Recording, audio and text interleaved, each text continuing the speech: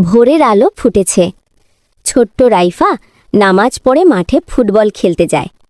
আজও সে হাসি মুখে বল নিয়ে দৌড়ায়। পাখিরা ডাকছে, চারপাশে আনন্দের ছোঁয়া। হঠাৎ মাঠের এক কোণ থেকে একটা বিড়ালছানা মন খারাপ করে তার পাশে আসলো। বিড়ালছানাকে দেখে রাইফার খুব মায়া হলো। রাইফার মন কেমন যেন নরম হয়ে গেল।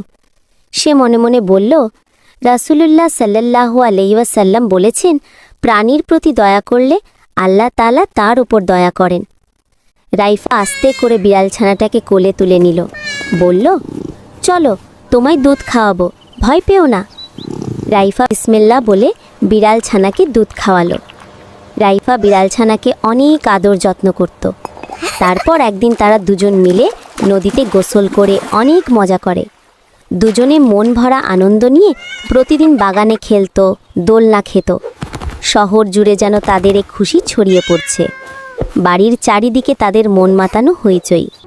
রাইফা আর বিড়ালছানা প্রতিদিন বাহিরে খেলতে যেত।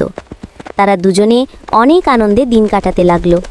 কিন্তু তাদের এই আনন্দ যেন মুহূর্তেই শেষ হয়ে গেল। হঠাৎ বিড়ালছানার মা এসে পড়ল।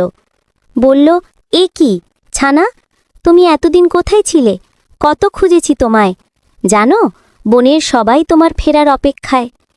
এ কথা বলে বিড়ালছানাকে নিয়ে গেল। বিড়ালছানাটি মাকে দেখে খুশি হলেও মায়ের সাথে যেতে চাইল না। তাকে জোর করে নিয়ে গেল।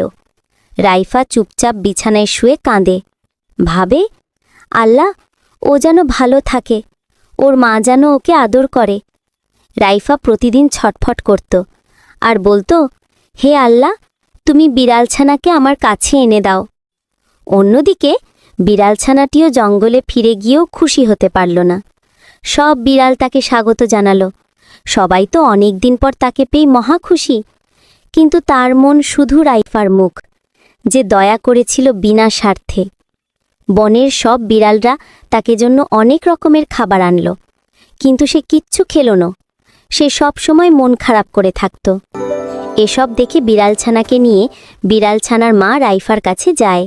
রাইফা দেখে অবাক, তুমি এসেছো আমার কাছে? সে আল্লাহর শুকরিয়া আদায় করল। আলহামদুলিল্লাহ। বিড়ালটা বলল, ছানা, তোমায় ছাড়া একদম ভালো নেই, তাই আমি সিদ্ধান্ত নিয়েছি যে ছানা তোমার কাছেই থাকবে। তারপর বিড়ালটা চলে গেল। রাইফা হেসে বলল, আলহামদুলিল্লাহ, আল্লাহ তাআলা দয়ার প্রতিদান দান করেন। তারপর ওরা দুজনে মিলে খেলল, হাসল, দৌড়ালো।